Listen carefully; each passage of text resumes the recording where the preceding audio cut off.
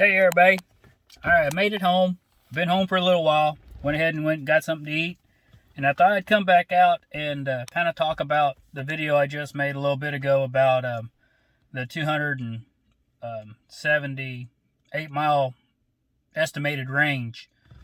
I want to give you guys some tips so when you are watching these videos that other people are making out there, just to kind of clarify something to help you guys understand what's going on with some of this stuff you see on the screen. Some of the stuff that people put out there is bogus, is bull. What I'm trying to put out on the YouTube for everybody is my real world, let's say impact and mileage, my reactions to how this car actually functions and really does in real world driving. And that's something that you don't see. I watched a million videos before I bought this car. And I tell you, I don't think I've seen maybe a handful of videos that gave me that true, yeah, it felt like the real world estimates of the car. But nothing that was close to the miles that I drive in a week. So here's where I'm going with this is, let's take a look here real quick. Okay, after I got home, this is where it ended up. 159.7 miles is what I drove today. That's my lighter day. It's one of my lightest days that I have, actually.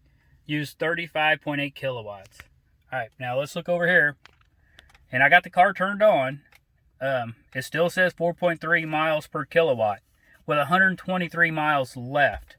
You add that to that 159, it actually comes out to 182. That's even better what I advertised a while ago. Okay, now those numbers will fluctuate really drastically depending on how hard you drive the car, if the wind's blowing. Multiple things play into factor. If it's raining, the temperature, if you're running your cabin temperature, which I try not to as much as possible. Yeah, some of you are thinking, yeah, I don't go set my car in sweat, or I'm not going to set my car in freeze. Well, in the wintertime, no, I turn my heat on. If I get cold, I turn it on. In the summertime, if I get hot, I turn my air on. Right now, the weather is really pretty good, so I'm not turning it on. What I do is I crack my 2 passenger windows about, an inch. And if you crack both those windows down about an inch, it will circulate around inside the car and blow the cool air from outside over you. If you roll your passenger or your driver's side windows down, you don't get that. You can't feel that air. So I recommend running those windows down about an inch. Give it a try and see what you think. Do it on any car. It works on every car because I've done it for years. That way you don't have to turn your air on. And you can be comfortable in 80, 85 degree temperature. And as long as you got air blowing across you like that, it keeps you cool. Okay, what I want to talk about now is on this, where these guys and gals out there that are putting out bogus information. Where it says the 4.3 miles per kilowatt, that's real world. And how you can tell is you see where it says distance. That's how many miles I've driven this week so far. That's not how many miles I have driven on this charge. That's cumulative miles for the week. That's from Monday to Wednesday. Today is Wednesday. Now, some of these folks that are saying, showing that they're getting 4.6, yeah, they can in town. But look at the distance that they've driven. Because that's the tell of the sign. Because when you reset this range guesstimator here with your steering wheel, it'll automatically set to 3.9 automatically. So if you're driving in town and you're driving conservatively, man, that thing can go up to almost 6 or even higher. I mean, there's some people that can really push that thing up. But the distance driven, and that's based on distance driven too, is if it's a low number, that means that they're really fudging it because they're showing you, I can get this good range, this many miles per kilowatt. Well, yeah, anybody can do that with only a few, miles on it, 5, 10 miles on it, and in-town driving. This is highway driving. I proved it a while ago in a video I just played that I recorded earlier. If you haven't seen that video, go back. Go check it out. It's Chevy Bolt, 278 mile estimated range. that video kind of shows me going down the road. I just wanted to clarify with this video so people could understand that, you know, because when I first, here, I'll tell you straight up, when I first got my car, I wasn't getting 4.3 miles per kilowatt. It was way down there. It was like, man, I was 2.8. I was lucky to get 3. And when I started hitting 3.5, 3.6, I was tickled. I was jumping up and down. And it seems like the more I drive this car, the better it breaks in. I don't know if it's the tires that are breaking in. As you can see, 43,499 miles on the factory original tires. I rotate every 5,000 miles. And they're still good tread. I'll do a video on that later on because I got a tread depth gauge, and I'll talk about what's going on with the tires and everything in another video. But I think there's a break-in period on these cars. I don't know that for sure. Because the more I drive this car, the better it gets. It just keeps getting better and better. Now, I say that because I just came through winter, you know, which we all did. And man, it took a hit in the wintertime. You know, this darn thing, it would eat up a lot of energy just because of the cold weather and the wind. Wind is a major factor about how bad these cars perform. And that's with any electric car and into the future. It's just going to continue to happen that way. They're going to have to build these cars. And this is another pet peeve that I have. You see these YouTubers on here all the time saying, oh, 250 miles, that's way too many. We don't need that. That's plenty of miles. That car's good enough. Yeah. No.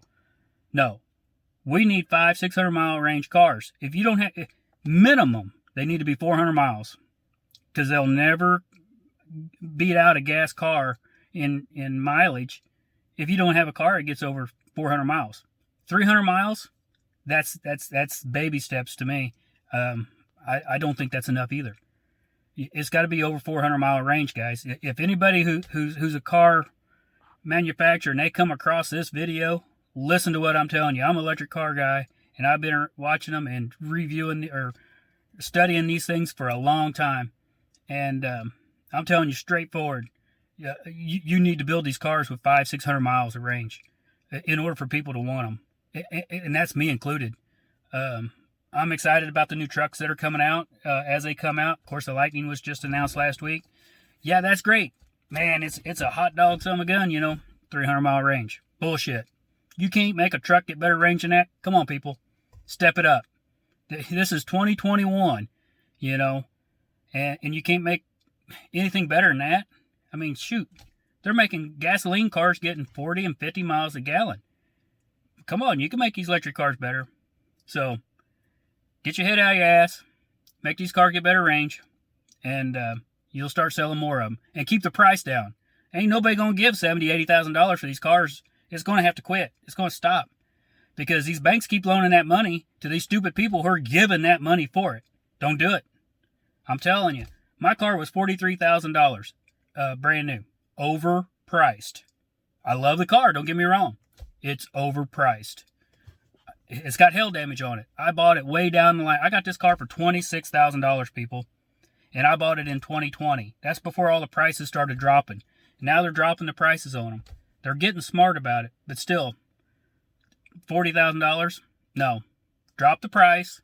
Make better range. You'll sell more of them. I know that sounds like a big demand, but it ain't. It truly ain't. If you're going to sell these cars and make these cars, you better wake up to what the world needs. You know. And I'll be honest with you, I don't want everybody to have an electric car. I really don't. Because it's going to be harder for me to find a charging station. And I'm going to have to pay more in taxes because ain't nobody paying road tax. I got a diesel pickup truck that my wife drives. So, I'm not a tree hugger. I'm not one of them people. I'm telling you, I pay my fair share in fuel. And I'll continue to do that because I love that truck. But I love this car too. And I didn't buy this car just because it's electric. Here's why I bought this car. Because I was spending $60 a week in gasoline in the car that I had before. A week. Now I'm spending, somewhere in that neighborhood a month in fuel, electricity for this car. Plus, I ain't never overfilled this battery, spilled electricity all over the side of this car. Done that with gasoline. Just to let you know. Come on, people. Step it up. If you like this video, hey, give me a thumbs up. I really, that's what I enjoy more. I don't care if people subscribe. That I give rat's ass about that. But if you like my videos, hey, give me a thumbs up. Give me some comments down below. I'll keep doing them. I'll make more. Tell me what you want to see. I'll make what you want. All right, people. Thanks. Have a good night.